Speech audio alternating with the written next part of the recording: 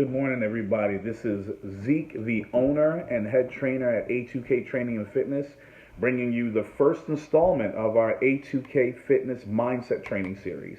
All right, we'll be doing weekly themes every week for the year of 2017, and it's something that, it's very dear to me because I believe that 95% of people out there have problems achieving their fitness goals more than anything because of what's up here than their physical capabilities, and whether it be a diet that they've tried, whether it be a new fitness regimen, whatever it might be, more times than not they fail because they're just not in the proper mindset in order to achieve those goals. So we set out to address that at A2K, and like I said, we're going to be having a mindset series that will be going for the entirety of the year 2017. So today will be the first installment of that. I hope you enjoy it. By all means, at the end of this, make sure to tag your friends, share them, like or comment. We'd love to hear your feedback. All right. So without further ado, our first weekly theme for this year, 2017, is build momentum. All right.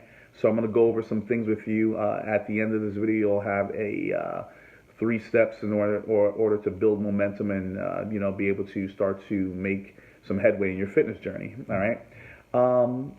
So let me start with Sir Isaac Newton. Some of you guys may have heard of this guy.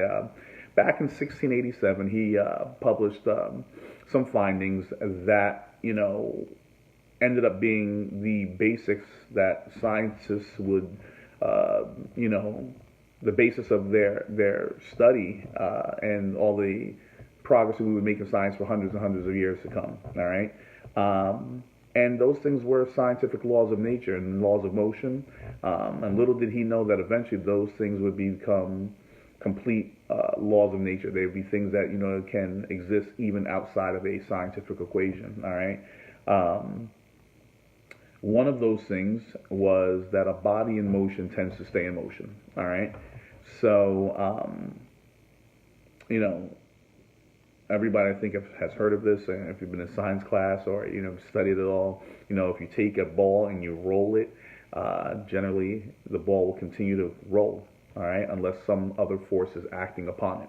In this case, in our planet, we have gravity. So eventually the ball will stop rolling because of gravity. Right. Well, as it pertains to fitness or anything else in this life, to me, body in motion tends to stay in motion. So, an example, I don't know if you guys have ever been, in that position where you're there and it's a Saturday morning, you're feeling lazy, and you're in bed, and you just don't want to get up out of bed, right? And you just lay there, and you just lay there, and then before you know it, the day's wasted away, and you're saying, well, I got nothing done today. All right, and you just lay there. By contrast, you'll have a day where you'll get up and let's say you go out and you want to run an errand. So you're like, you know what, I'm just going to go to the grocery store and pick up some groceries, all right? So you get to the grocery store, you buy your groceries, and as you're driving back, you're like, oh yeah, I needed to go to the hardware store and pick up something there. And then you end up branching off to another place. And before you know it, you've got like 4 or 5 errands that you've completed, but in the beginning, you only wanted to go to the grocery store.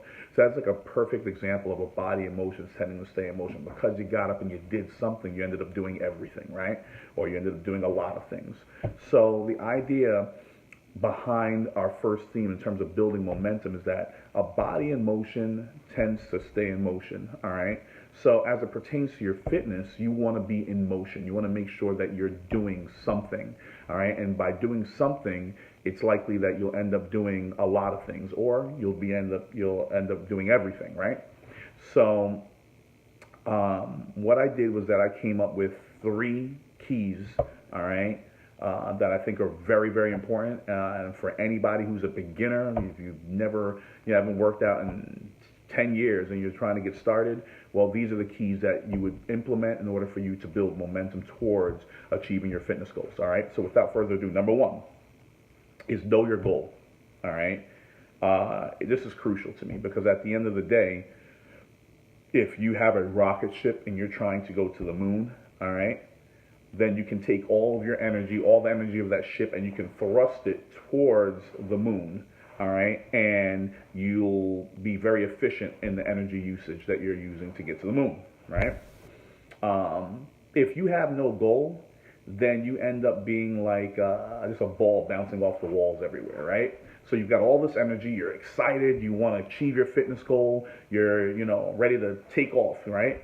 And you don't know where you're going. So what happens is you end up spending a lot of energy doing a whole lot of nothing. I mean, it's all over the place, right?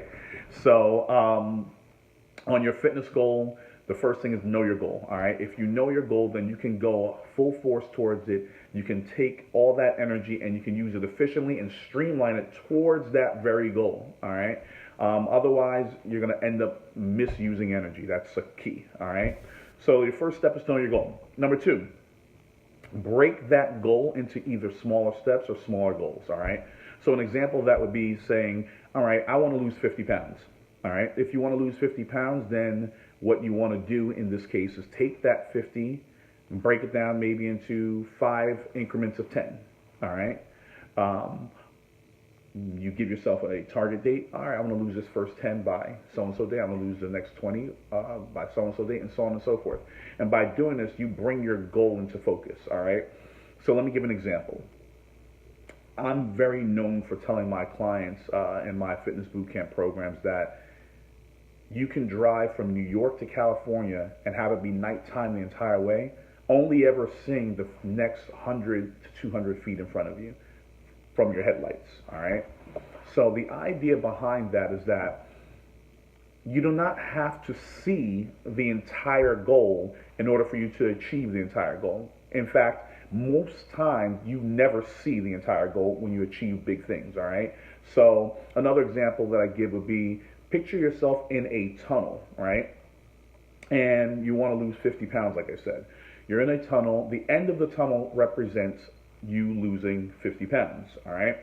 So you're at the beginning of the tunnel. All the lights have gone off in this tunnel. It's dark, all right? And you have only your headlights to look, all right? That 10-pound goal might be in vision with your headlights. You might actually be able to see that with your headlights. But you can't see the 50-pound goal because it's at the end of the tunnel. And by doing this whole thing with breaking your goals down to small steps or smaller goals, that 10-pound becomes a vision. And by the time you get to the 10-pound goal, the 20-pound becomes a vision now. Now you can see that. And now you can run towards that. And then before you know it, when you get to the 20, the 30-pound goal becomes in your vision, and so on and so forth. And before you know it, you see the light at the end of the tunnel, which represents the entire goal. All right. So you want to take your goal and break it down into smaller goals so that you can achieve those very goals and keep them in focus. It keeps you really streamlined, keeps you really focused on, what is you're trying to achieve. Because sometimes when you look at the entire picture, it's easy to get lost in there. You start to use energy inefficiently, right? So that's number two. Number three, and this is a biggie. This is something that people a lot of times aren't used to, but I think it's something that makes a huge difference, all right? Number three would be to commit to the first step on that goal. You're not forgetting about the rest of those steps, but the rest of those steps become something that's in the back burner. You're not really thinking about that so much. You commit to the first step on that goal. And this goes back to our original principle of a body in motion tends to stay in motion. So if a body in motion tends to stay in motion, what that means is that by moving towards your first goal, you are now in position to be in motion. All right. And it's likely that when you hit that first goal, you'll stay in motion to get to your second goal, and so on and so forth. All right. So by committing to your first goal, you start to put into effect the powerful scientific law that Isaac Newton, all right, gave to us, that a body in motion tends to stay in motion, all right? So you get moving, you get started, all right? You say, all right, you know what, I'm just going to go to the gym twice this week, all right? That's my goal. Knowing that twice this week isn't going to get you to your ultimate goal, but twice this week will get you committed to the first part of your goal, all right? Or maybe you say, you know what, I have to lose 10 pounds in the next month and a half, 6 weeks, all right? And you say, I'm going to commit to losing that 10 pounds, all right? I'm not going to commit to losing the whole 50. I'm going to commit to that 10, all right? And then what happens is when you get closer to that 10, that 20 will start to come into sight, and then you can start planning on saying, all right, I've got to get to 20. Now that 20 pounds becomes your first step now because you've already completed the 10, all right? So now in your new paradigm, That 20 pound becomes first step, and now that 50 pounds still the end of the tunnel. All right, and so on and so forth. So when you're looking at your fitness goals, you want to make sure that you do these three things. Let me recap. Number one, know your goal. All right. If you don't know your goal, you're just traveling in any type of general direction. All right. Number two, Number two is making sure that you break your goal down into smaller goals, all right, so that you can bring some of those clearly into focus, so that you can start to streamline your energies and remain more focused because you can actually see your goal, all right. And then number three, and very very Zen-like technique is to make sure you commit to your first step in the goal, all right. You commit to that first step, it's usually much easier for a person to commit to that smaller goal, all right? It's a little bit less of a burden, it's a little bit less intimidating sometimes. And by doing so, you start your body and you start yourself in motion so that you can then achieve the remainder of your goals, all right? So that's our weekly theme for this week. You'll be getting these weekly theme videos every single Monday, all right, addressing the mental mindset. All right. By all means, like I said earlier, make sure that you share, tag your friends, like, comment. We'd love to hear your feedback at A2K on our weekly mindset series. All right. So we'll be having our themes weekly.